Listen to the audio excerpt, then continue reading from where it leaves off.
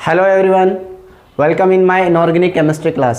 Students, last class में मैंने आपको मोलरिटी और मोलेलिटी के बारे में बता दिया था। हम सॉल्यूशन चैप्टर पढ़ रहे थे और सॉल्यूशन के अंदर मैंने आपको सॉल्यूशन की कंसंट्रेशन को डिफाइन करने वाली जो टर्म्स हैं जिनसे हम कंसंट्रेशन डिसाइड करते हैं उनके बारे में मैंने आपको बता दिया था।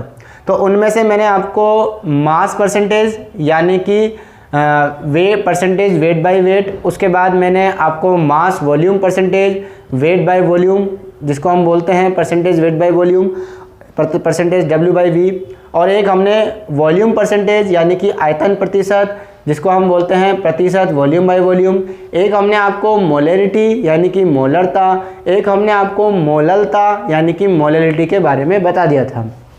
आज हम नेक्स्ट कंसंट्रेशन टर्म्स जिसे हम कहेंगे मोल फ्रैक्शन यानी कि मोल भिन्न, उसके बारे में पढ़ते हैं।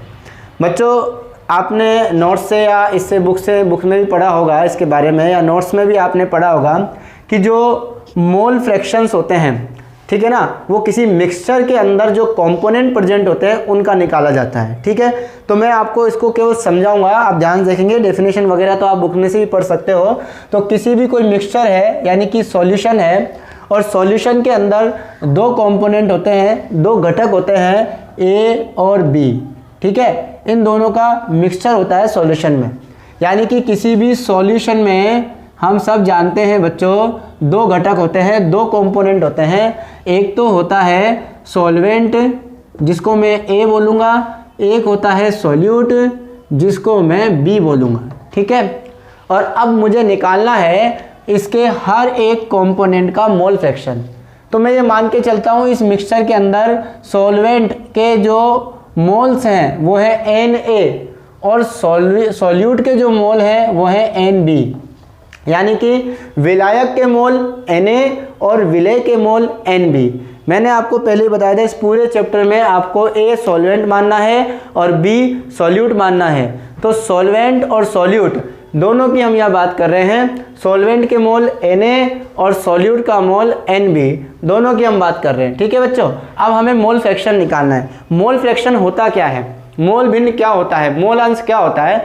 देखिए बच्चों कि मिक्सचर के अंदर किसी भी कंपोनेंट का, किसी भी घटक का अगर आपको मोल फ्रैक्शन यानी कि मोल भिन्न निकालनी है तो मिक्सचर में उसके मोल बटा मिश्रण के कुल मोल, यानी कि उसके मोल घटक के मोल, ठीक है ना, यानी कि moles of component dividing by total moles of mixture, it is called mole fraction of component. ठीक है, यानी कि अगर मुझे ए का मोल फ्रैक्शन निकालना है तो मोल फ्रैक्शन को हम एक्स से रिप्रेजेंट करते हैं। तो X A is equal to कैसे निकलेगा, जिसका भी मोल फ्रैक्शन निकालते हैं उसके मोल, तो ए के मोल कितने हो जाएंगे Na dividing by total mole कैसे निकालेंगे Na प्लस Nb। तो ये आपका मोल फ्रैक्शन ऑफ ए हो गया।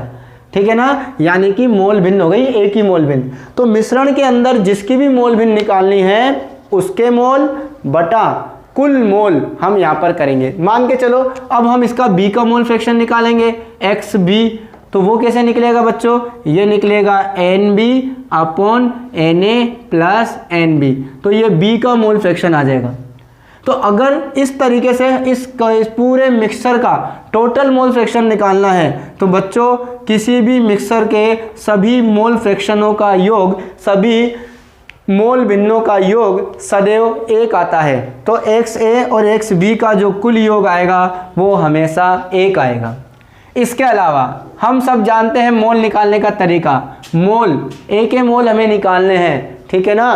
कैसे निकालते हैं, moles of A is equal to the weight of A divided by molar mass of A, given mass upon molar mass. तो ए का given weight upon molar weight, ठीक है, तो WA अपॉन MA। इसी तरह NB अगर हम निकालते हैं तो मैंने आपको बताया था WB upon MB, given mass upon molar mass. तो अगर मैं Na और Nb को यहाँ पुट कर दूं तो कुछ इस तरीके से आपके पास निकलेगा बच्चों। देखो XA the mole fraction of A, यानी कि एक ही मोल भिन्न, Na की वैल्यू रख देना, WA upon MA divided by WA upon MA plus WB upon MB।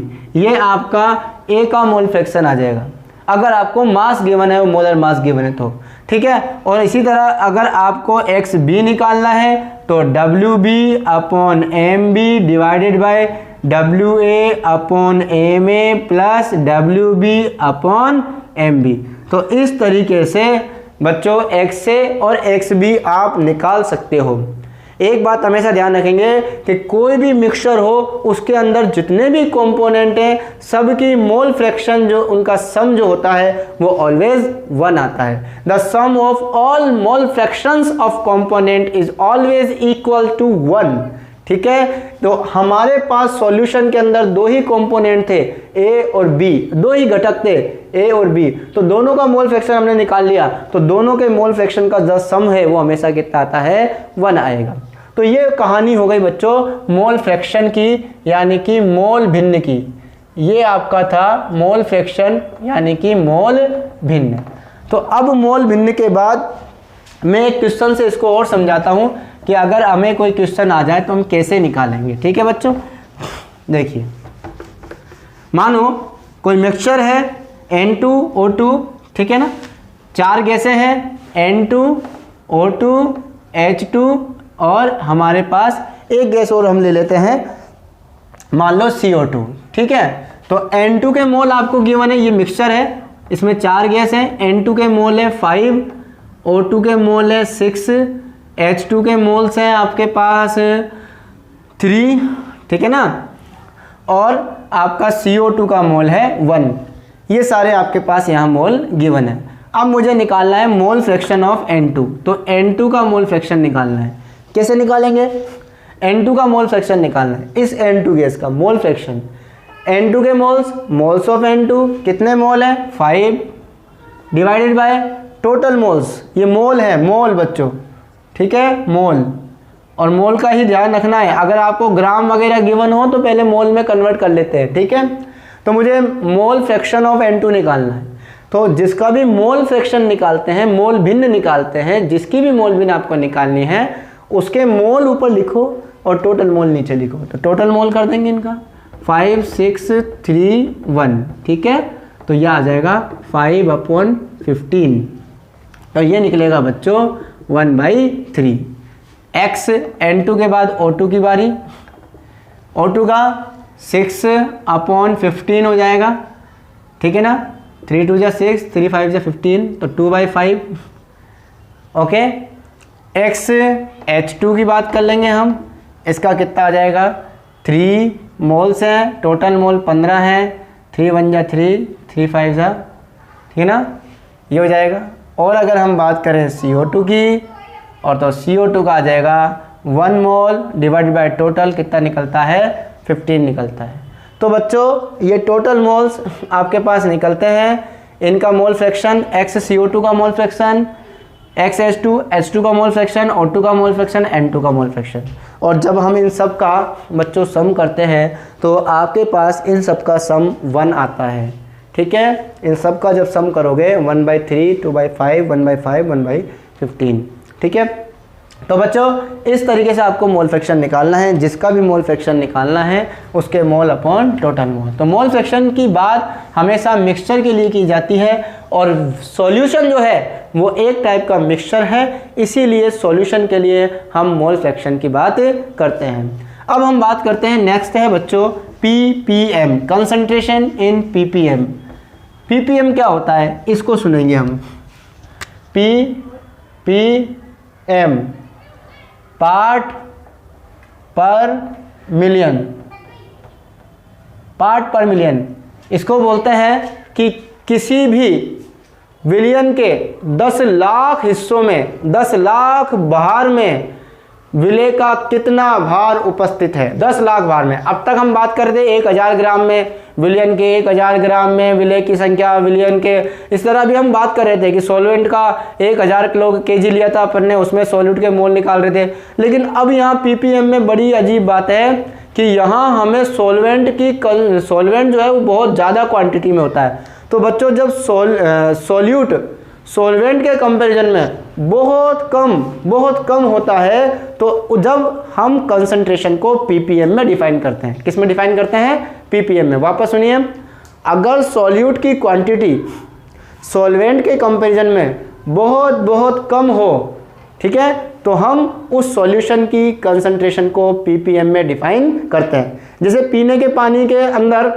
हम दवा डालते हैं, क्लोरीन वगैरह डालते हैं ताकि वो बैक्टीरिया वगैरह रहित हो जाए, ताकि उसके अंदर कोई भी वायरस वगैरह बैक्टीरिया जितने भी होते हैं, जर्म्स होते हैं, वो ख़त्म हो जाए। तो इसके लिए जो आपके पानी का जो जलदाय विभाग होता है, जो पानी का डिपार्टमेंट होता है, जो हमें पानी सप्लाई होती है जैसे, तो उस पानी के अंदर दवा डालते हैं जिससे है ना पानी जो है वो साफ़ हो जाए, एक तरीके से पानी को साफ़ करने के लिए।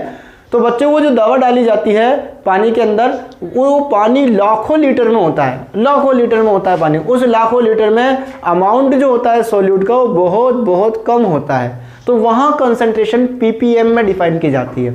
तो किसी भी विलयन के प्रति 10 लाख भार भागों में, किसी भी सॉल्यूशन के पर 10 lakh by mass, 10 lakh by mass में सॉल्यूट के कितने भाग उपस्थित हैं, ठीक है। यानी कि मैं आपको एक तरीके से समझा दूं कि विलयन के 10 लाख हिस्से में, विलयन के 10 लाख हिस्से में सॉल्यूट का कितना हिस्सा है, कितना भाग है। 10 लाख ग्राम में सॉल्यूट कितना ग्राम है, समझ में आ गया। 10 लाख विलियन जो है सॉल्यूशन है और आपके 10 लाख ग्राम मान लो सॉल्यूशन है, तो 1 ग्राम या 2 ग्राम आपके पास मान लो सॉल्यूट है, तो वो 2 ppm कहलाएगा, ठीक है। तो इसको कैसे निकालते हैं, देखो बच्चों, ppm को निकालने का तरीका बड़ा सिंपल बताता हूँ मैं।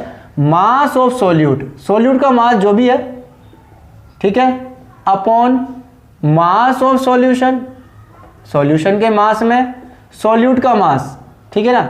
लेकिन कितने हिस्सों में, 10 लाख हिस्से में। 1 मिलियन, 1 मिलियन जो होता है बच्चों वो 10 की पावर 6 के इक्वल होता है। तो यहाँ हम ले सकते हैं 10 की पावर 6। तो इस तरह से आप कंसंट्रेशन को ppm में डिफाइन कर सकते हो। मैं क्वेश्चन दूँ, जैसे 500 ग्राम टूथपेस्ट है, उसके अंदर हमें क्लोराइड या फ्लोराइड की जो क्वांटिटी है वो है 0.2 ग्राम, ठीक है।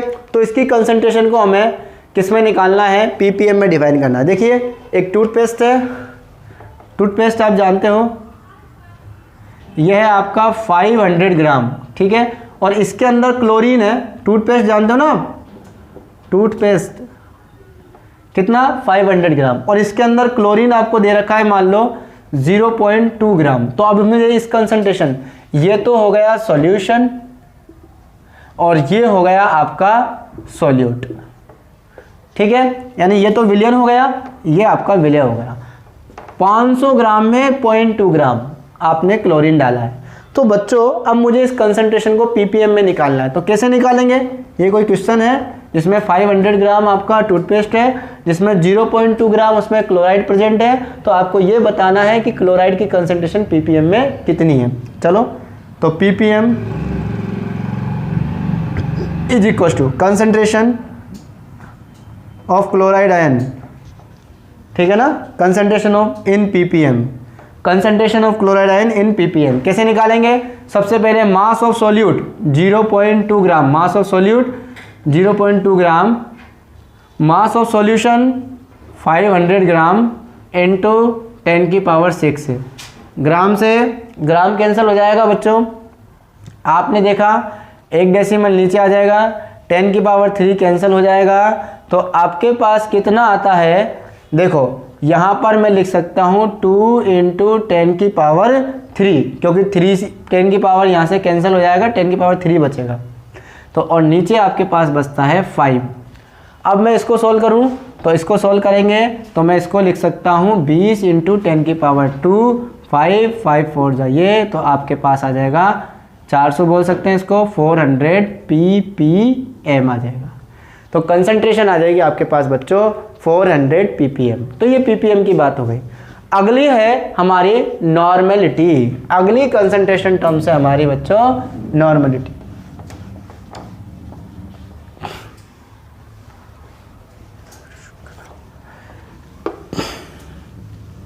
चलो नॉर्मेलिटी की बात कर लेते हैं। नॉर्मेलिटी कैसे डिफाइन करते हैं, नॉर्मेलिटी यानी कि कैपिटल N, हिंदी में कहते हैं इसको नॉर्मलता।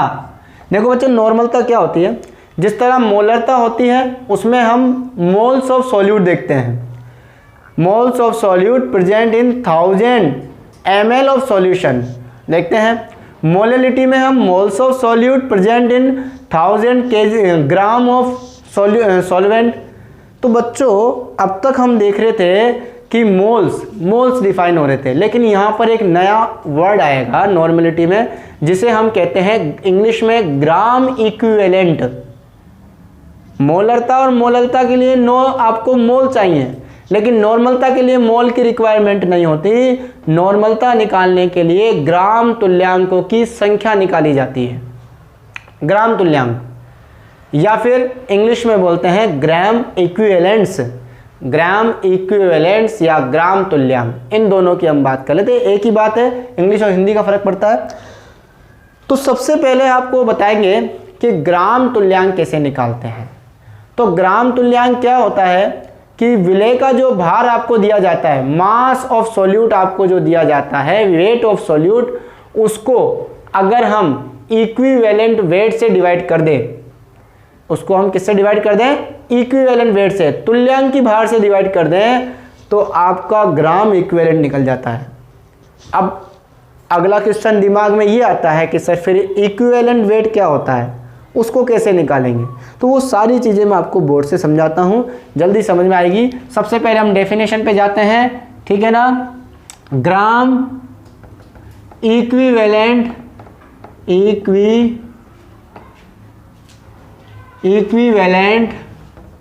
ग्राम इक्विवेलेंट या नंबर ऑफ, इस तरह लिखते हैं हम, number of gram equivalent present in per litre of solution. ये शॉर्ट में डेफिनेशन है बच्चों कि 1 लीटर सॉल्यूशन में ग्राम इक्विवेलेंट किसके, number of gram equivalent of solute, ये लो, number of gram equivalent of solute present in 1 litre of the solution, per litre of solution. तो मैं यहाँ पर एक चीज़ बता रहा हूँ आपको, हिंदी में सुनना कि किसी भी विलियन के 1 लीटर में, किसी भी विलियन के 1 लीटर में उपस्थित ग्राम तुल्यांकों की संख्या, ग्राम तुल्यांकों की संख्या, इंग्लिश में बोलते हैं उसको ग्राम इक्विवेलेंट। अब ग्राम तुल्यांकों में बार बार ग्राम इक्विवेलेंट बोलूंगा, अब मैंने आपको बता दिया ग्राम तुल्यांकों ही ग्राम इक्विवेलेंट बोलते हैं, ठीक है। तो 1 लीटर में कितने ग्राम तुल्यांक प्रेजेंट हैं, उसे हम नॉर्मलता कहते हैं। तो नॉर्मलता का फॉर्मूला क्या निकला बच्चों, नॉर्मलता को n से दर्शाते हैं, यह आ जाएगा gram, number of gram equivalent, number of gram equivalent present in the per litre, यानी कि वॉल्यूम, पर लीटर का मतलब क्या है, वॉल्यूम ऑफ द सॉल्यूशन। और बच्चों अगर सॉल्यूशन का वॉल्यूम लीटर में हुआ तो कोई दिक्कत नहीं, और अगर हम जानते हैं अगर ये ml में हुआ तो फॉर्मूला आ जाएगा number of gram equivalent present divided by volume of solution, और ये आ जाएगा आपका ml में, तो आपको ऊपर 1000 से मल्टीप्लाई कर देना है। तो आपको इसको ऊपर किससे मल्टीप्लाई कर देना है बच्चों, 1000 से। अगर वॉल्यूम लीटर में है, वॉल्यूम का मतलब आयतन, इतना सब हिंदी मीडियम वाले जानते हैं, विलियन का आयतन लीटर में है, तब तो आपको एज इट इज ऊपर ग्राम इक्विवेलेंट रखेंगे, नीचे आयतन रखेंगे लीटर का, और आपके नॉर्मलता आ जाएगी। लेकिन अगर आयतन आपका ml में है तो ऊपर 1000 से मल्टीप्लाई करना पड़ेगा, और आपका ml का आयतन ऐसे कैसे रख दो तो आपका नॉर्मलता आ जाएगा, नॉर्मलिटी आ जाएगी, ठीक है।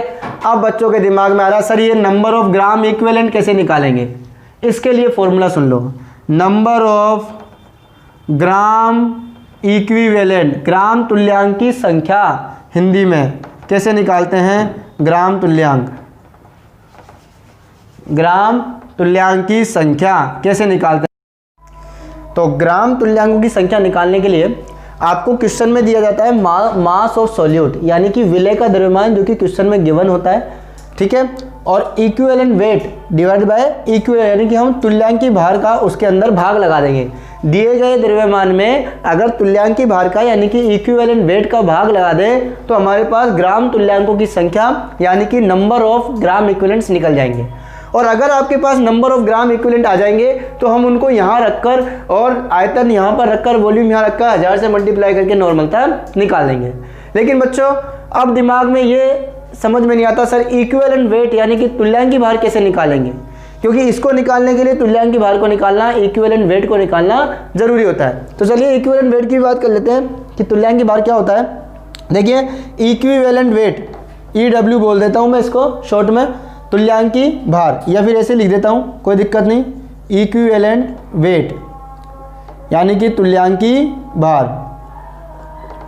तुल्यांकी भार जो है बच्चों वो कैसे निकाला जाता है, वो निकाला जाता है कि मोलर मास में, जो मोलर मास होता है यानी कि मोलर द्रव्यमान जो होता है उसको हम डिवाइड करते हैं संयोजी कारक, valency factor. Valency factor Hindi में कहते हैं संयोजी कारक। तो अगर हमें तुल्यांकी भार निकालना है तो उस पदार्थ जिसका तुल्यांकी भार आप निकाल रहे हो यानी कि विलय का, ये बात सारी विलय की हो रही है। ग्राम तुल्यांकों की संख्या किसकी आएगी, सॉल्यूट की, सॉल्यूट मतलब विलय, तो मास भी किसका होगा, सॉल्यूट का, इक्विवेलेंट वेट भी किसका होगा, सॉल्यूट का। तो सॉल्यूट का तुल्यांकी भार, विलय का तुल्यांकी भार निकालने के लिए विलय का मोलर द्रव्यमान बटे विलय का वैलेंसी फैक्टर संयोजी कारक, ये बात विलय के लिए हो रही है सारी। आपको विलय का ही वैलेंसी फैक्टर पता होना चाहिए और विलय का ही आपको तुल्यांकी भार पता होना चाहिए। विलय के ही ग्राम तुल्यांक निकालने हैं, विलय का ही मास ऑफ सॉल्यूट निकालना है। अंडरस्टैंड। तो बच्चों इस तरीके से तुल्यांकी भार जो है आपका आप यहाँ आसानी से निकाल सकते हो कि उसके मोलर मास के अंदर उसका संयोजी कारक का आप भाग लगाकर यहाँ पर आप तुल्यांकी भार निकाल सकते हो। अब एक चीज़ आती है वैलेंसी फैक्टर यानी कि संयोजी कारक कैसे निकालते हैं सर, ये बता दीजिए। तो वैलेंसी फैक्टर यानी कि संयोजी कारक, वैलेंसी फैक्टर संयोजी कारक कैसे निकालते हैं, क्या होता है संयोजी कारक, मैं आपको बिल्कुल शॉर्ट में समझाता हूँ, ज़्यादा आपको डिप्रेशन में आने की जरूरत नहीं है। कि जो भी एसिड होते हैं अम्ल, उनके लिए H प्लस आयनों की संख्या, number of H plus ion, number of H plus ion, acid के अंदर जितने H प्लस आयन होंगे यानी कि प्रति क्षार, एक क्षार को उदासीन करने के लिए कितने H प्लस आयन वहां पर चाहिए, तो प्रति क्षार H प्लस आयनों की संख्या, तो H प्लस आयन पर बेस, ठीक है, तो H प्लस आयन पर बेस, तो इसे हम क्या बोलते हैं, बेस के लिए चाहिए आपको H प्लस आयन, इसलिए एसिड के अंदर जितने H प्लस आयन पर बेस होते हैं H प्लस आयन पर बेस, एक बेस के लिए कितने H प्लस आयन आपको चाहिए, और इसे हम बोलते हैं बेसिसिटी यानी कि क्षारकता। तो अम्लों के लिए तो होती है क्षारकता और क्षार के लिए होती है अम्लता, एसिसिटी, एसिडिटी जिसको हम बोलते हैं, है ना। तो बच्चों एसिसिटी और बेसिसिटी की दोनों की बात कर लेते हैं हम। तो एसिड के लिए तो बेसिसिटी और बेस के लिए होता है number of OH minus ion, number of OH minus ion. मैं समझाता हूँ, जैसे आपके पास है HCl, ठीक है, HCl की हम बात करें तो HCl NaOH को क्या करने के लिए, न्यूट्रलाइज करने के लिए, HCl NaOH को न्यूट्रलाइज करने के लिए कितना H प्लस देगा, एक H प्लस देता है, तो ये एक H प्लस देता है, तो यहाँ पर HCl का वैलेंसी फैक्टर कितना होगा बच्चों, 1 होगा। अंडरस्टैंड। तो आपको सीधा सीधा याद रखना है number of H plus ion, ये तो होती है बेसिसिटी, और बेस के लिए number of OH minus ion. दूसरा, ये तो हो गई एसिड बेस की बात कि एसिड में तो हम H प्लस आयन देखेंगे और बेस में हम OH माइनस आयन देखेंगे, ठीक है ना, वैलेंसी फैक्टर आ जाएगा।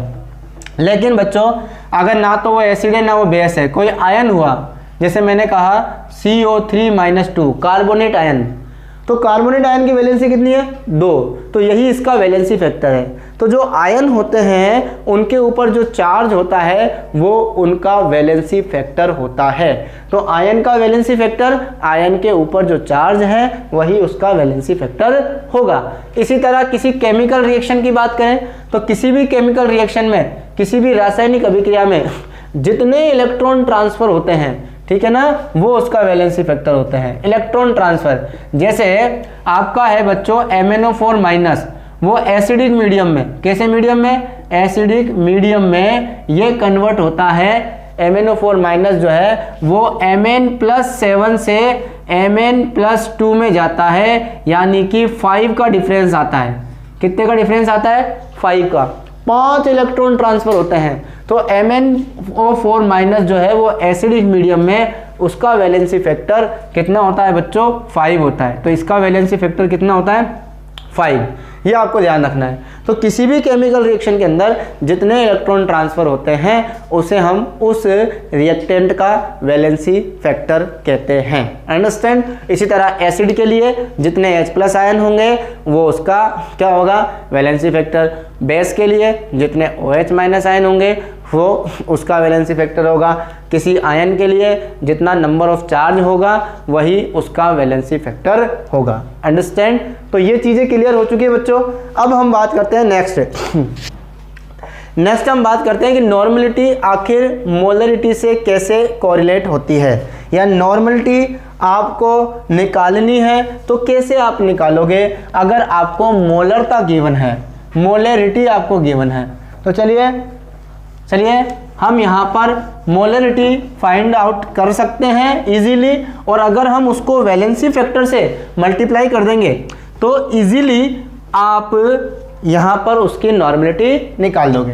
तो देखिए बच्चों, अगर आपको मोलरिटी गिवन है, यानी कि मैं ये कह सकता हूँ relation between molarity and normality, दोनों के बीच में क्या रिलेशन होता है। अगर आपको मोलरिटी गिवन है तो आप नॉर्मलिटी निकाल सकते हो, नॉर्मलिटी गिवन है तो आप मोलरिटी निकाल सकते हो। तो नॉर्मलिटी इज इक्वल टू होता है मोलरिटी इंटू वैलेंसी फैक्टर, यानी कि अगर आपको नॉर्मलता निकालनी है तो नॉर्मलता निकालने के लिए मोलरता को उसके वैलेंसी फैक्टर से मल्टीप्लाई कर देते हैं तो नॉर्मलता आ जाती है, नॉर्मलिटी आ जाती है। तो normality is equal to molarity into valency factor. चलिए बच्चों, कभी कभी क्या होता है, आपको 2 सॉल्यूशन गिवन होते हैं। एक तो ये फॉर्मूला हो गया रिलेशन। एक चीज़ और बता देता हूँ मैं, कभी कभी क्या होता है कि आपको 2 सॉल्यूशन गिवन है, जैसे ये सॉल्यूशन A और ये सॉल्यूशन B। ठीक है, ध्यान से देखेंगे तो A रिएक्ट करके, मैं मान के चलता हूँ कि A रिएक्टेंट है। चलो पहले सॉल्यूशन की बात बाद में करेंगे, आपको रिएक्टेंट और प्रोडक्ट में बता देते हैं कि A रिएक्टेंट है जो रिएक्शन करके B प्रोडक्ट में बदलता है। तो A की नॉर्मलिटी है N1 और इसका वॉल्यूम है V1। बाद में रिएक्शन के बाद इसकी नॉर्मलिटी हो जाती है N2 और इसका वॉल्यूम हो जाता है V2। ठीक है, तो बच्चों अब इनके बीच में क्या रिलेशन होगा, तो कैसे निकालेंगे? N1 into V1 is equal to हो जाता है N2 इंटू V2। ओके, तो N1 V1 is equal to N2 V2 आप यहाँ से निकाल सकते हो। इसके अलावा कभी कभी आपको क्या होता है, 2 सॉल्यूशन गिवन होते हैं, इसकी नॉर्मलिटी N1 और इसका वॉल्यूम V1, इसकी नॉर्मलिटी N2 और इसका वॉल्यूम V2। ये A है और ये B है। अब इन दोनों को हमने मिला दिया और मिलाकर बन गया बच्चों AB। अब इसकी नई नॉर्मलिटी कितनी होगी, तो कैसे निकालते हैं? सॉल्यूशन का मिक्सचर आ गया, तो मिक्सचर की नॉर्मलिटी कैसे निकालेंगे? देखो बच्चों, N1 V1 plus N2 V2 दोनों को सम करेंगे और दोनों को सम करके दोनों के वॉल्यूम को ऐड करके उनसे डिवाइड कर देंगे, क्योंकि वॉल्यूम इंक्रीज हो जाता है बच्चों। इसलिए जब हमने दोनों को मिक्स कर दिया तो V1 प्लस V2 ये आपके न्यू नॉर्मलिटी आ जाएगी। ठीक है बच्चों, एक चीज़ और, जिस तरह नॉर्मलिटी का रिलेशन यहाँ पर होता है उसी तरह मोलरिटी का भी रिलेशन होता है। तो लेकिन मोलरिटी में बच्चों नीचे आते हैं उनके स्टाइकियोमेट्रिक कोएफिशिएंट यानी कि मोल्स। ठीक है, तो हम बात करते हैं, मान लो मोलरिटी में अगर ऐसा रिएक्शन आ जाए कि A है वो रिएक्ट करके B बनाता है, इसका भी 1 मोल से इसका भी 1 मोल बनता है। ठीक है, तो इसकी मोलरिटी M1, इसकी मोलरिटी M2, इसका वॉल्यूम V1, इसका वॉल्यूम V2, तो इनके बीच में रिलेशन हो जाता है M1 V1 बराबर M2 V2। ये नया केस है बच्चों। अब सुनो, यहाँ पर इनका जो मोल्स है वो है, इसका 1 है इसका भी 1 है, इसलिए कटा है। लेकिन अगर इसके 1 मोल से इसके 2 मोल बनते तो बच्चों अपना रियल फॉर्मूला होता M1 V1 divided by 1 and M2 V2 divided by 2। ये आपका फॉर्मूला होता। ठीक है, यानी कि इनको इनके स्टाइकियोमेट्रिक कोएफिशिएंट से डिवाइड करते हैं, अंडरस्टैंड। और अगर इसका भी आपने मिक्सचर बना लिया तो वो बिल्कुल नॉर्मलिटी की तरह काम करता है। चलिए, तो ये आपके सॉल्यूशन हो गए, और सॉल्यूशन के अंदर जितने भी कंसंट्रेशन टर्म्स थे उनमें मैंने सब तरह के न्यूमेरिकल आपसे कैसे कैसे पूछ सकता है उनके बारे में मैंने आपको बता दिया। चलो मैं एक न्यूमेरिकल आपको करके दिखाता हूँ कि जैसे एक न्यूमेरिकल है जिसके अंदर आपको 15%, एक मिनट मैं आपको एक न्यूमेरिकल दिखा देता हूँ करके।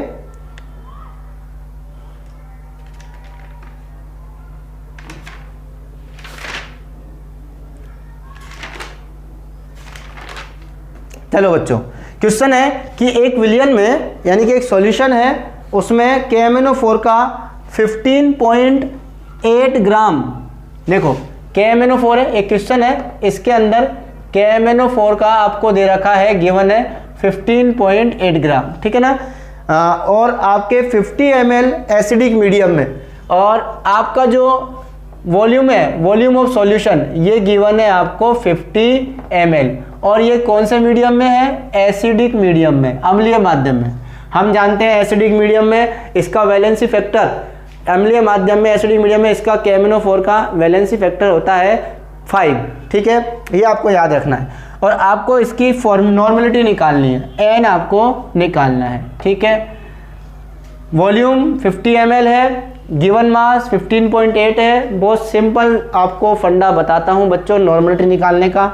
अगर मैं मोलरिटी निकाल लूँ, मोलरिटी तो सब जानते हैं, इतना घूम के नहीं जाना हमको, मोलरिटी निकाल लूँ तो मोलरिटी को वैलेंसी फैक्टर से मल्टीप्लाई कर दें। हम जानते हैं KMnO4 का एसिडिक मीडियम में वैलेंसी फैक्टर होता है 5, तो मोलरिटी निकाल लें। W सॉल्यूट कौन है, KMnO4 15.8। अरे भाइयों, इसका सॉल्यूशन है, सॉल्यूशन है इसका, तो जब इसका सॉल्यूशन है तो सॉल्यूट कौन होगा, KMnO4 होगा। तो W अपना फॉर्मूला क्या होता है, WB/MB into 1000 into volume of solution in ml। अब देखो KMnO4 का जो मोलर मास होता है ना बच्चों, वो होता है 158, जो कि आपको क्वेश्चन में गिवन होना चाहिए, ठीक है ना। तो मोलर मास ऑफ KMnO4 ये होता है 158 ग्राम, ठीक है।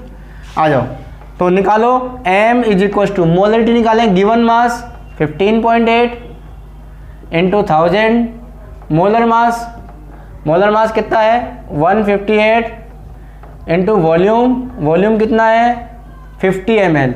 और जब हम इसको सोल्व करते हैं मोलरिटी आती है, ये आपके कट जाएगा कितना 20 बार, डेसिमल हटाओ, एक और लगाओ, 1 0 से 1 0 फिर कैंसिल हो गई, तो आपके पास 1 आ गया, यानी कि 2 मोलरिटी आ गई, 2m आपके पास यहाँ पर आ गया। अब बच्चों वैलेंसी फैक्टर, मोलरिटी आ गई 2m, वैलेंसी फैक्टर होता है 5। हम नॉर्मलिटी निकाल सकते हैं, normality = molarity into valency factor. तो नॉर्मलिटी, मोलरिटी आ गई 2 और वैलेंसी फैक्टर आ गया 5, तो 2 × 5 करेंगे तो 10 नॉर्मल। देखिए नॉर्मलिटी का जो मात्रक होता है, जो यूनिट होती है, वो होता है, हम इसको नॉर्मल भी लिख सकते हैं या हम इसको लिख सकते हैं 10 ग्राम इक्विवेलेंट पर लीटर, ग्राम इक्विवेलेंट पर लीटर, ये नॉर्मलिटी का यूनिट होती है, नॉर्मलिटी का मात्रक होता है, ठीक है बच्चों। तो ये था एक क्वेश्चन, बिल्कुल आपको मैंने कहा कि KMnO4 का कोई एसिडिक मीडियम में सॉल्यूशन है जिसका 50 ml है, और इसकी आपको नॉर्मलिटी फाइंड आउट करनी थी, ओके।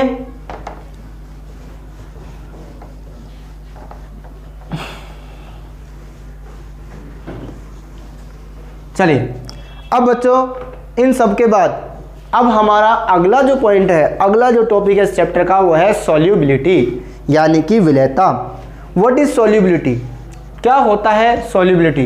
देखिए 100 ग्राम सॉल्वेंट में एक कांस्टेंट टेम्परेचर पर, सॉल्वेंट और सॉल्यूट सब हिंदी और इंग्लिश मीडियम वालों को पता है, सॉल्वेंट विलायक को बोलते हैं और सॉल्यूट विलेय को बोलते हैं, इसलिए आपको ध्यान रखना है कि 100 ग्राम सॉल्वेंट में एक कांस्टेंट टेम्परेचर पर जितना सॉल्यूट का अमाउंट डिसॉल्व होता है उसे उस सॉल्यूशन की सॉल्युबिलिटी कहते हैं। इस बात का आपको ध्यान रखना है कि solvent 100 gram low, it means 100 ग्राम लेने का मतलब यहाँ ये नहीं है कि ये आपका फिक्स है 100 ग्राम।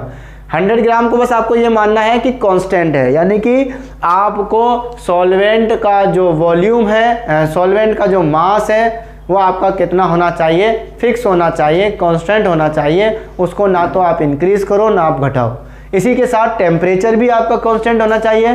तो एट द कांस्टेंट टेम्परेचर, ठीक है ना, the amount of solute dissolve in a constant, ठीक है ना, मास और वॉल्यूम, या तो मास या वॉल्यूम ऑफ सॉल्वेंट, यानी कि एक कांस्टेंट टेम्परेचर पर सॉल्वेंट के कांस्टेंट मास में या कांस्टेंट वॉल्यूम में जितना सॉल्यूट का अमाउंट डिजोल्व होता है उसे हम सॉल्युबिलिटी कहते हैं। ठीक है, हिंदी में समझो कि सॉल्युबिलिटी आखिर होती क्या है ना। बिल्कुल ध्यान से समझना है कि किसी भी विलायक की निश्चित मात्रा में, किसी विलायक की निश्चित मात्रा में निश्चित ताप पर विलय की अधिकतम घुलने वाली मात्रा, यानी कि तापमान भी फिक्स कर दिया उसका। जैसे ये आपका सॉल्वेंट है बच्चों, ये आपका सॉल्वेंट है और मैंने ले लिया ये 100 ग्राम यानी कि विलायक, ठीक है ना, और यहाँ टेम्परेचर भी कर दिया मैंने कांस्टेंट। तो कांस्टेंट टेम्परेचर पर फिक्स आपका सॉल्वेंट भी फिक्स कर दिया मैंने 100 ग्राम। अब इस 100 ग्राम सॉल्वेंट में सोल्यूट यानी कि विलय की मैक्सिमम अमाउंट कितना है, विलय आपका मैक्सिमम कितना डिजोल्व हो सकता है, मैक्सिमम अधिकतम विलय की घुलने वाली मात्रा उस विलयन की विलयता कहलाती है, यानी कि सॉल्युबिलिटी ऑफ द सॉल्यूशन। ठीक है ना। अब हम यहाँ सॉल्युबिलिटी दो तरह के सॉल्यूशन यहाँ हम मतलब पढ़ने वाले हैं बच्चों। एक तो ठोस विलयन है ना, यानी कि ऐसे सॉल्यूशन, सॉलिड सॉल्यूशन जिनको हम बोलते हैं, जिनमें आपका सॉल्वेंट, तो आपका जो सॉल्वेंट है वो तो आपका लिक्विड रहने वाला है, लेकिन आपका जो सॉल्यूट है वो सॉलिड होता है। ठीक है। एक होता है गैसियस, जिसमें आपका सॉल्वेंट जो है वो आपका लिक्विड होता है और उसके अंदर हम गैस वो खोलते हैं, ठीक है ना, उसके अंदर हम गैस डिजोल्व करते हैं, ठीक है ना। तो सॉलिड डिजोल्व इन लिक्विड, ठीक है ना, the solubility of solid in liquid. वापस सुनेंगे, solubility of solid in liquid. इसी तरह solubility of gas in liquid. तो हम दो तरह के यहाँ पर सॉल्यूशन के बारे में डिस्कस करेंगे। फर्स्ट ऑफ ऑल हम पढ़ रहे हैं ठोसों की द्रव में विलयता, ठीक है ना, ठोसों की द्रव में विलयता। देखिए, तो एक निश्चित ताप पर विलायक की निश्चित मात्रा में घुले हुए विलय की अधिकतम मात्रा को ठोसों की द्रव में विलयता कहते हैं। एट द कांस्टेंट मास या कांस्टेंट अमाउंट ऑफ सॉल्वेंट, ठीक है ना, या एट द कांस्टेंट टेम्परेचर, वापस सुनिए, एट द कांस्टेंट टेम्परेचर या at the given temperature the maximum amount of solute dissolve in the constant या फिक्स अमाउंट ऑफ सॉल्वेंट, ठीक है, तो उसे हम कहते हैं solubility of solid in the liquid. ठीक है। अब इसको फैक्टर अफेक्ट करने से, कौन कौन से फैक्टर इस सॉल्युबिलिटी को इफेक्ट करते हैं उसके बारे में हम आपको बताते हैं। ठीक है बच्चों। तो स्टूडेंट्स, अब हम सॉल्युबिलिटी के बारे में बता रहे थे आपको कि factor affecting of solubility of solid in liquid, यानी कि जब हम किसी ठोस को लिक्विड के अंदर, यानी कि जब हम किसी सॉलिड को लिक्विड के अंदर डिसॉल्व करते हैं तो उसकी सॉल्युबिलिटी किस किस से अफेक्ट होती है।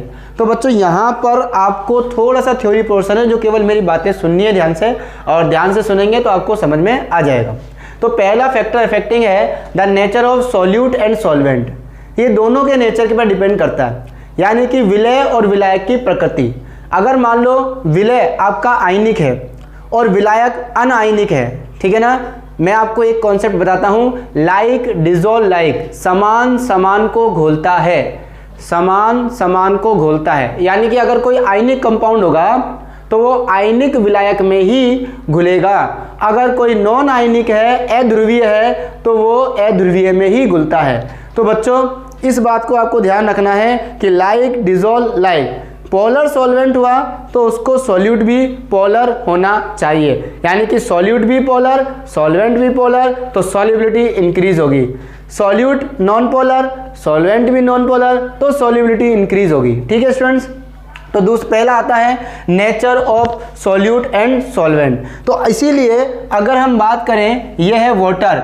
देखो वाटर जो होता है वो पोलर नेचर का होता है, ध्रुवीय नेचर का होता है, ध्रुवीय यानी कि पोलर, है ना। और इसके अंदर आप डालते हो NaCl, तो NaCl भी कैसे नेचर का होता है, पोलर नेचर का होता है। तो लाइक डिजोल्व लाइक, तो इसकी सॉल्युबिलिटी, NaCl की सॉल्युबिलिटी वाटर के अंदर बहुत ज़्यादा होती है। लेकिन कोई ऑर्गेनिक अगर होता, जैसे मैं लेता कार्बन डाइसल्फाइड, तो कार्बन डाइसल्फाइड एक ऑर्गेनिक सॉल्वेंट है, ठीक है, और इसके अंदर अगर मैं NaCl को डिजोल्व करने की कोशिश करूं तो इसकी सॉल्युबिलिटी कम होगी, बिकॉज ये तो है पोलर आयनिक ध्रुवीय, हम किसको बोल सकते हैं, और ये तो है नॉन पोलर अध्रुवीय, और ये होता है ध्रुवीय।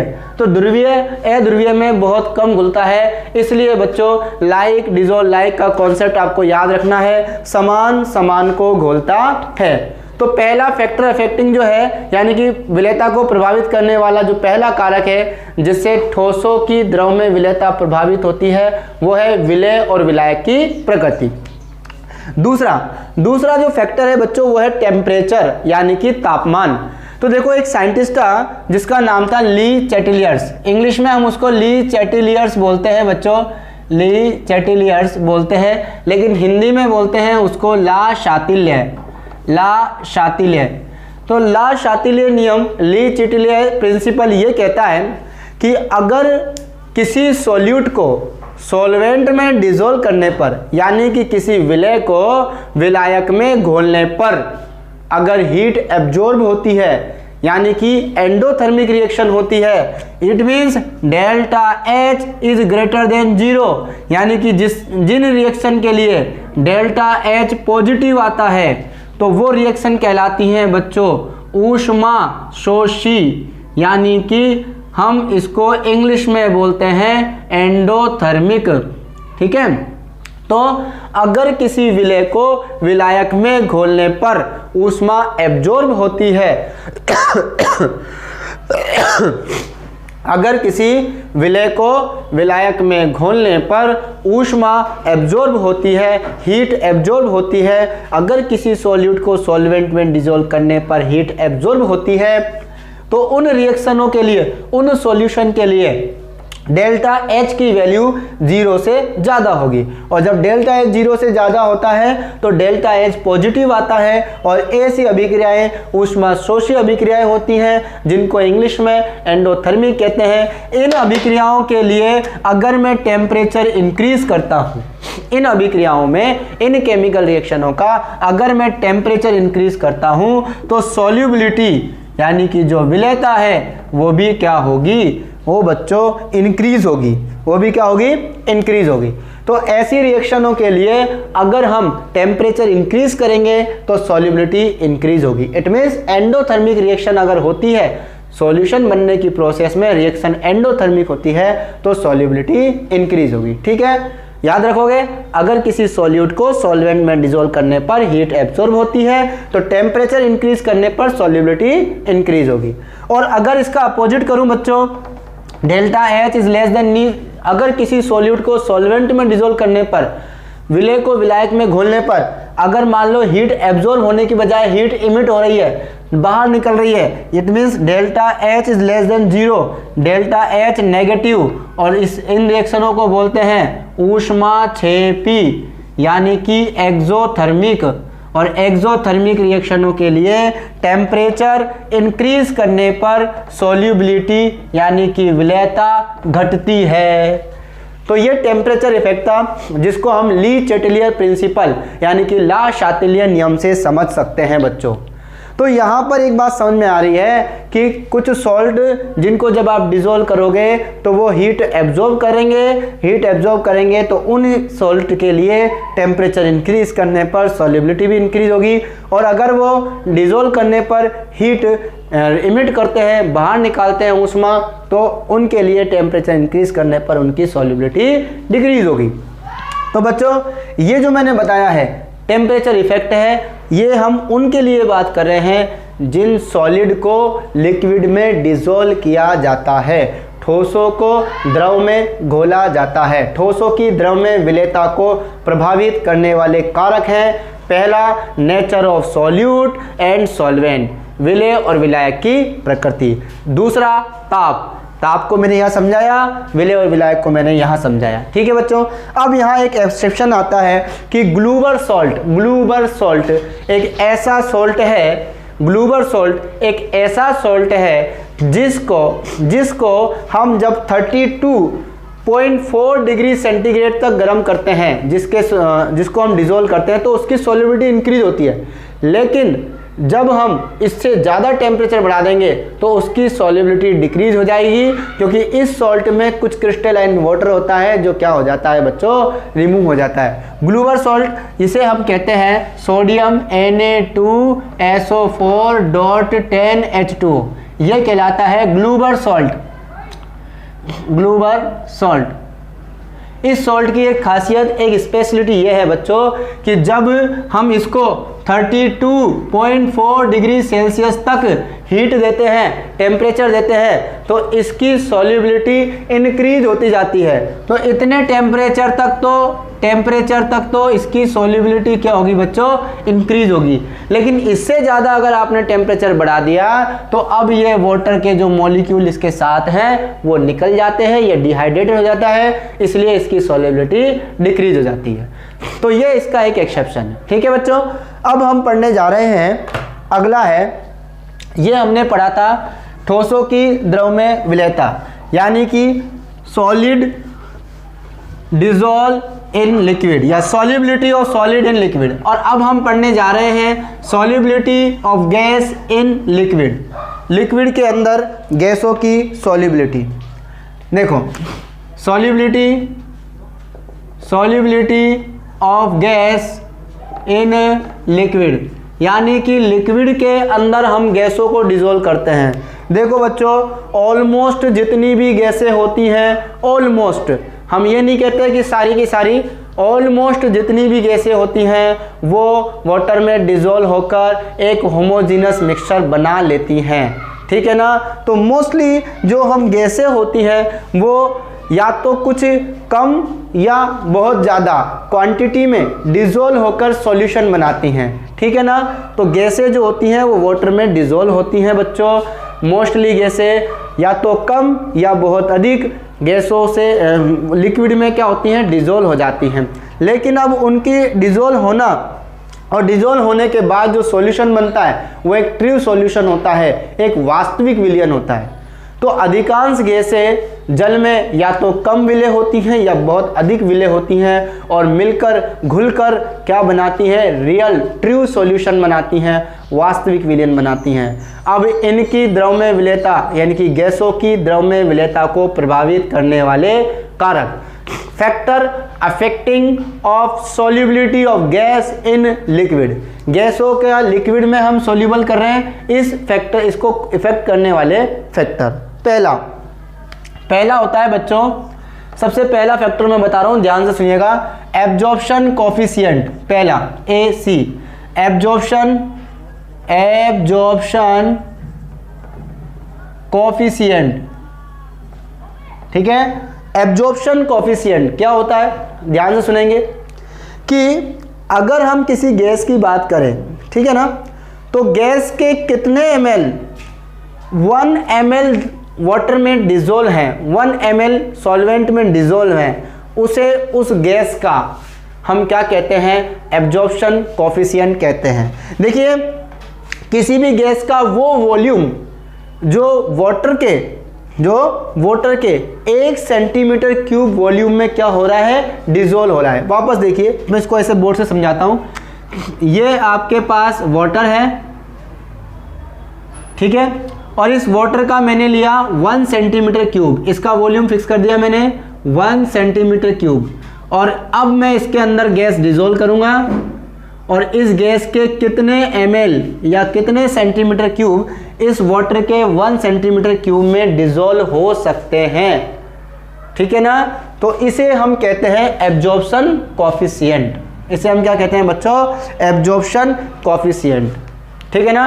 वाटर के 1 ml में, वाटर के 1 सेंटीमीटर क्यूब में डिजोल्व होने वाला गैस का अमाउंट इन ml, गैस की वह मात्रा, जो गैस का वह आयतन, वह ml जो कि 1 सेंटीमीटर क्यूब जल में घुला हुआ है, उसे हम गैस का अवशोषण गुणांक, एब्जॉर्प्शन कोफिशिएंट, हिंदी में कहते हैं अवशोषण गुणांक कहते हैं, ठीक है।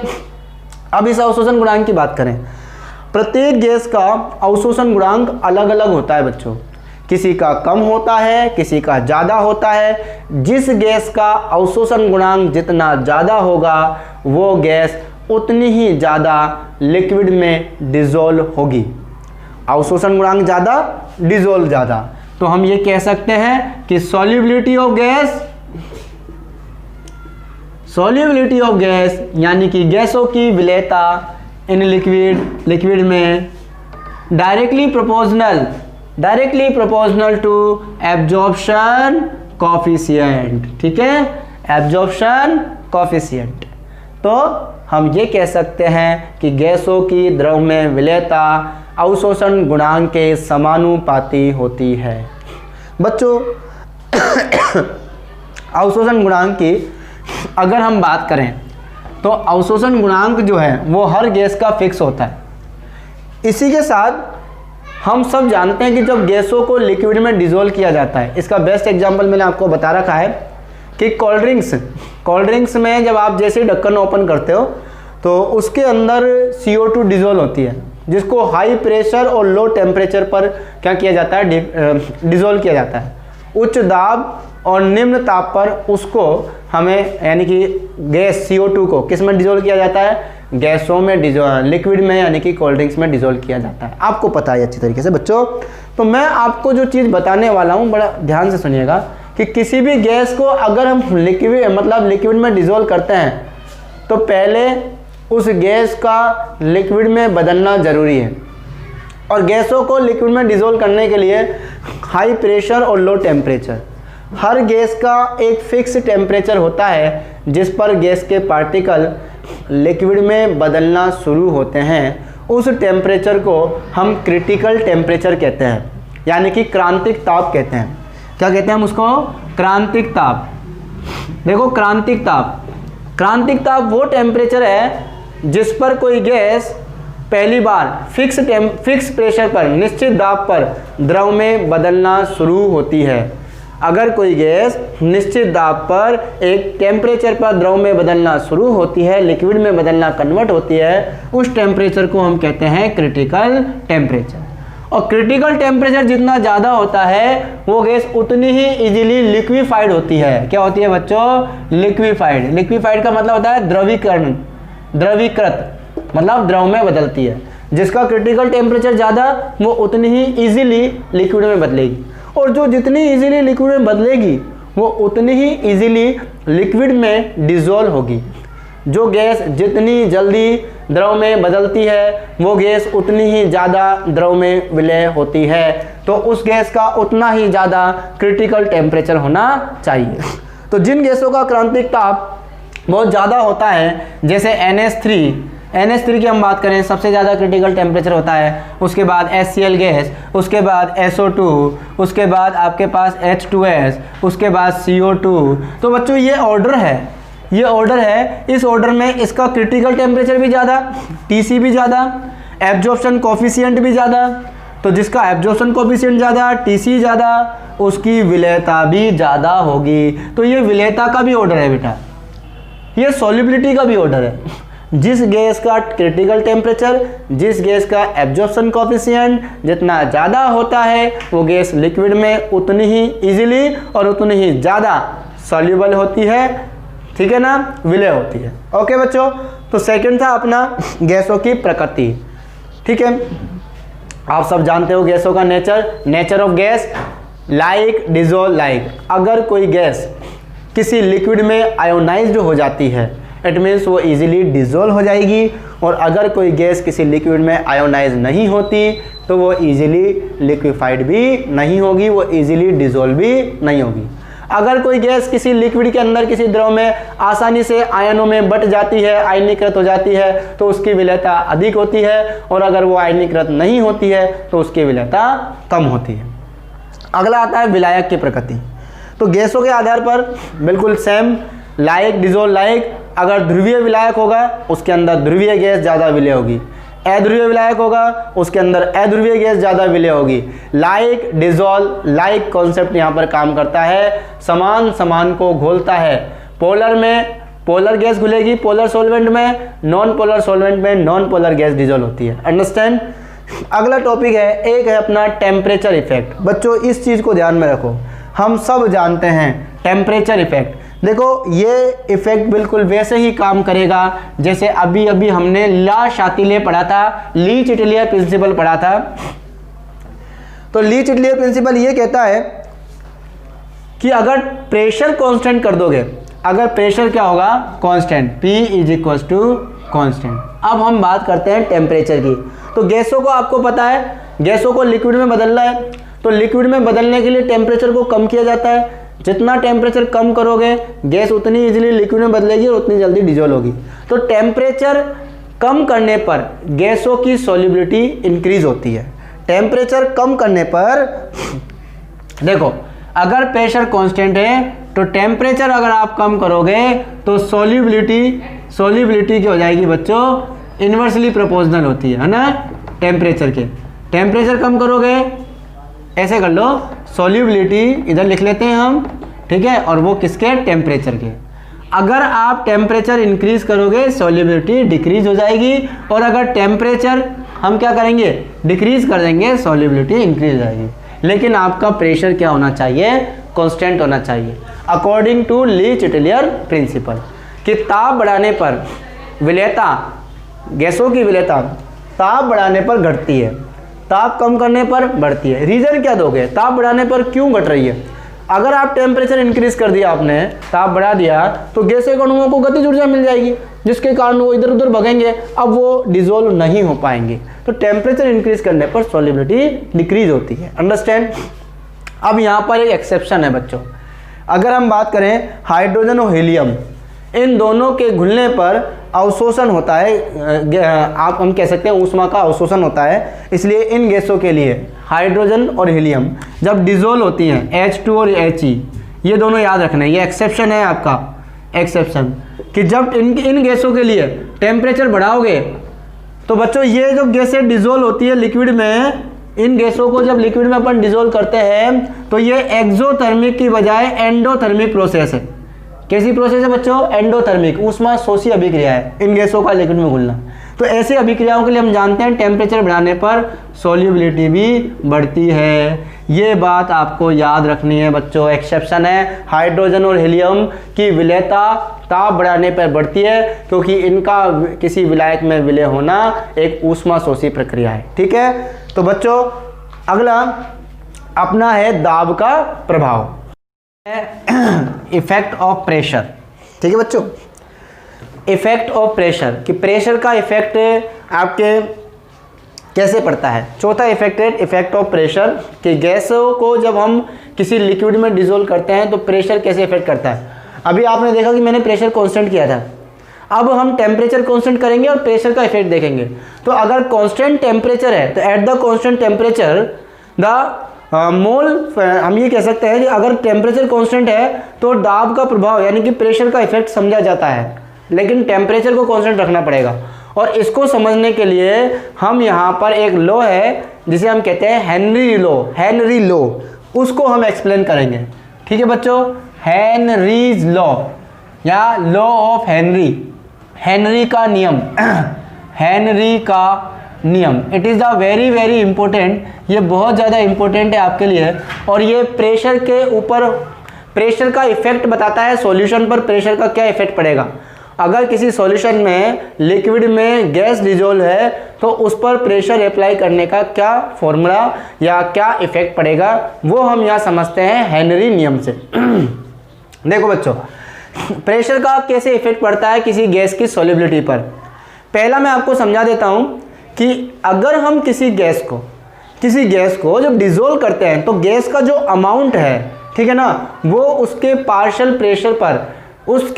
प्रेशर के डायरेक्टली प्रोपोर्शनल होता है, या उसके वेपर प्रेशर पर डायरेक्टली प्रोपोर्शनल होता है, ठीक है ना। तो द सॉल्युबिलिटी यहाँ पर कैसे इफेक्ट करिए प्रेशर के, एट द कांस्टेंट टेम्परेचर, कि टेम्परेचर कांस्टेंट रखना है, तो डिजोल्व होने वाली गैस का जो प्रेशर है वो उसके अमाउंट पर क्या होता है, डायरेक्टली प्रोपोर्शनल होता है। यानी कि हेनरी के नियम से मैं अगर इसको हेनरी के नियम की अगर मैं बात करूं, तो हेनरी का नियम अगर हम किसी गैस पर अप्लाई करें तो partial pressure of any gas, किसी भी गैस का जो पार्शियल प्रेशर है वो उस गैस की मोल फ्रैक्शन के डायरेक्टली प्रोपोर्शनल होता है। तो according to Henry law, Henry के नियम के अनुसार, ठीक है ना, किसी गैस का आंशिक वाष्प दाब, किसी गैस का आंशिक वाष्प दाब उस गैस की मोल भिन्न के समानुपाती होता है, या किसी गैस का जो वाष्प दाब है, आंशिक वाष्प दाब या वाष्प दाब, उस गैस की मोल भिन्न के समानुपाती होता है। यानी कि P एनी गैसेज, किसी भी गैस का जो P है इसे हम आंशिक दाब कहेंगे, partial pressure of any gas is directly proportional to the mole fraction of that gas, उस गैस का उस सॉल्यूशन में मोल फ्रैक्शन के डायरेक्टली प्रोपोर्शनल होता है। तो partial pressure of gas is directly proportional to X gas, that is Henry law, ये Henry law है। अब हम पार्शियल प्रेशर ऑफ गैस की बात करें तो प्रोपोर्शनल हटता है, एक कांस्टेंट आता है जिसे मैं KH लिखूंगा, KHX गैस, ठीक है। This is the KH is equal to, हम कह सकते हैं partial pressure of gas divided by X gas. X क्या है यहाँ पर, मोल फ्रैक्शन, मोल भिन्न, गैस की मोल भिन्न, और ये क्या है, ये गैस का आंशिक वाष्प दाब है, पार्शियल प्रेशर है। तो इससे हम KH निकालते हैं। KH क्या होता है बच्चों, यहाँ पर KH होता है हेनरी नियतांक, हेनरी कांस्टेंट होता है। अगर हम यहाँ ग्राफ खींचे तो इन दोनों के बीच में प्रोपोर्शनल का रिलेशन है, तो प्रोपोर्शनल का रिलेशन है तो हम इन दोनों के बीच में ग्राफ खींच सकते हैं बच्चों। मोल फ्रैक्शन आ गया और ये P आ गया, P गैस है, वेपर प्रेशर है या पार्शियल वेपर प्रेशर है, और ये X गैस मोल फ्रैक्शन है, दोनों डायरेक्टली प्रोपोर्शनल होते हैं। तो प्रोपोर्शनल का जो ग्राफ आता है वो स्ट्रेट लाइन आता है। और सुनो कि किसी भी गैस, कोई भी गैस जब लिक्विड में डिजोल्व होती है, तो मैंने आपको स्टार्टिंग में कई बच्चों को लिखा भी रखा होगा कि गैस जो डिजोल्व हो रही है तो उसके डिजोल्व होने का जो अमाउंट है वो उस गैस के प्रेशर के डायरेक्टली प्रोपोर्शनल होता है। दूसरी बात, ये गैस का अमाउंट, बिकॉज ऑफ अगर गैसों का मिक्सचर होता है तो वहाँ गैस का अमाउंट नहीं होता, वहाँ गैस के मोल होते हैं, और मोल के लिए मोल फ्रैक्शन होता है, इसलिए हमने यहाँ पर मोल फ्रैक्शन लिया है। तो ये भी हेनरी लॉ है, ये भी हेनरी लॉ है, ध्यान रखेंगे, ये भी हेनरी लॉ है और ये भी हेनरी लॉ है।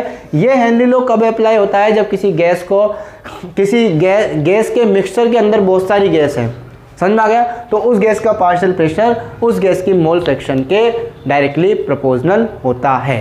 ठीक है बच्चों, तो इसी के साथ अब हमारे हेनरी नियम की कुछ लिमिटेशन है।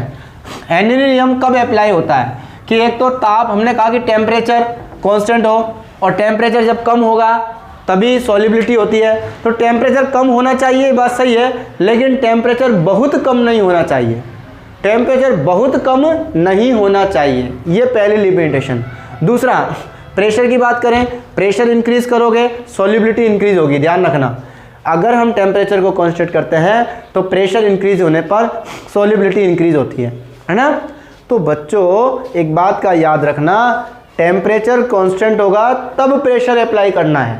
टेम्परेचर को कांस्टेंट रखा तो प्रेशर इंक्रीज करने पर सॉल्युबिलिटी भी इंक्रीज होगी, प्रेशर डिक्रीज होने पर गैस की सॉल्युबिलिटी भी डिक्रीज होगी, ठीक है। और लगने वाला जो प्रेशर है वो गैस के मोल फ्रैक्शन के डायरेक्टली प्रोपोर्शनल होगा। तो हम यहाँ पर हेनरी नियम की, हेनरी लॉ की लिमिटेशन पढ़ रहे हैं, सीमा पढ़ रहे हैं। क्या सीमा? कि टेम्परेचर ज़्यादा कम नहीं होना चाहिए। पहला, टेम्परेचर बहुत अधिक कम नहीं होना चाहिए। Temperature should not be very low and pressure should not be very high. Pressure बहुत अधिक नहीं होना चाहिए और टेम्परेचर बहुत कम नहीं होना चाहिए। दूसरा, जो गैसें आप विलायक में आप घोल रहे हो, जिस सॉल्वेंट में आप घोल रहे हो, उन गैसों का ना तो आयोनाइजेशन होना चाहिए, ना ही उनका मल्टीप्लिकेशन होना चाहिए, यानी कि ना तो वो, यानी एडिशन हम जिसको बोल सकते हैं। देखो, ना तो गैस आयोनाइज होनी चाहिए कि आयन होके बढ़ जाए, HCl डाल दिया आपने, वो H+ और Cl- में बढ़ गई, तो ना तो गैस आयोनाइज होनी चाहिए, ना ही वो डबल होनी चाहिए, ये हम कह सकते हैं मल्टीप्लाइड, ठीक है ना, मल्टीपल में नहीं होनी चाहिए, डबल हो जाती है, गैसों के मॉलिक्यूल आपस में जुड़ जाते हैं, डबल ट्रिपल बना लेते हैं, तो वो भी नहीं होना चाहिए, जिसको हिंदी में कहते हैं संगुणन। ना तो गैसों का आयनन होना चाहिए और ना ही गैसों का संगुणन होना चाहिए, ठीक है स्टूडेंट्स। चौथा कि जो जिस गैस को आप डिजोल्व कर रहे हो उसकी सॉल्युबिलिटी सॉल्वेंट में कम होनी चाहिए, सॉल्वेंट के अंदर उस गैस की सॉल्युबिलिटी क्या होनी चाहिए, कम, विलायक में गैस की विलयता कम होनी चाहिए, तभी हेनरी नियम, हेनरी लॉ अप्लाई होगा, वरना अप्लाई नहीं होगा। ये 4 लिमिटेशन है हेनरी लॉ की, ये एग्जाम में पूछी जाती है, बहुत ही इंपॉर्टेंट है, आपको याद रखनी है। अब इसका एप्लीकेशन मैं आपको समझा देता हूँ। देखो बच्चों, आपने देखा होगा कि जो पहाड़ी क्षेत्रों में जब हम जाते हैं, यानी कि माउंटेन एरिया जो होते हैं, हिल्स स्टेशन जिसको बोलते हैं, हम जब जाते हैं वहाँ हिल स्टेशन पर, तो वहाँ पर क्या होता है, जो सी सरफेस होती है, वहाँ से जब हम ऊंचाई पर जाते हैं तो एटमॉस्फेरिक प्रेशर जो होता है ना, वायुमंडलीय दाब, उसमें कमी आती है। सी सरफेस से, समुद्र की सतह से जब ऊंचाई पर जाते हैं तो भी आपका प्रेशर, एटमॉस्फेरिक प्रेशर कम होता है, और जब गहराई में जाते हैं तो भी कम होता है, ठीक है। तो जब ऊंचाई पर जाएंगे तो एटमॉस्फेरिक प्रेशर कम होगा, प्रेशर कम होगा तो सॉल्युबिलिटी जो है वो कम हो जाती है। तो हमारे ब्लड के अंदर O2 सॉल्युबल है बच्चों, हमारे ब्लड में O2 सॉल्युबल है, तो जिसकी वजह से उस O2 की सॉल्युबिलिटी ब्लड में कम हो जाएगी, और हमारा हीमोग्लोबिन के अंदर जैसे ही ऑक्सीजन कम होगा, हमारे शरीर की जो सेल है, हमारी बॉडी की जो कोशिकाएं हैं, उनको एनर्जी नहीं मिल पाएगी, और एनर्जी की कमी की वजह से, ऑक्सीजन की कमी की वजह से हमें बहुत सारे सिम्टम्स, एनोक्सिया जिसको हम बोलते हैं, एनोक्सिया हमारे अंदर प्रोड्यूस होने लगेगी, जैसे बेचैनी, उल्टी आना, नाक कान से खून निकलना, बहुत सारे सिम्टम्स हमें वहाँ पर हो सकते हैं, ठीक है ना बच्चों, चक्कर आना, जी घबराना, ये बहुत सारे सिम्टम्स हमें हमारे अंदर प्रोड्यूस हो सकते हैं। तो इसीलिए जैसे ही हिल स्टेशन पर जब हम नीचे से ऊपर जाते हैं, पहाड़ी क्षेत्रों में जाते हैं, तो पहले हम एडेप्ट होके जाते हैं, धीरे धीरे जाते हैं, एक साथ नहीं जाते, कुल मिला के मतलब रुक रुक कर जाते हैं ना। दूसरी बात हम करेंगे कि तो देन स्टूडेंट्स, हेनरी लॉ के बाद हमने आपको बताई लिमिटेशन ऑफ हेनरी लॉ, यानी कि हेनरी नियम की सीमाएं, और अब हम पढ़ेंगे नेक्स्ट वेपर प्रेशर, यानी कि लॉवरिंग इन वेपर प्रेशर, जो हम आपको नेक्स्ट वीडियो में बताएंगे स्टूडेंट्स। तो मिलते हैं हम आपको नेक्स्ट वीडियो में नए टॉपिक के साथ, नए वीडियो के साथ। Thank you so much, goodbye and take care.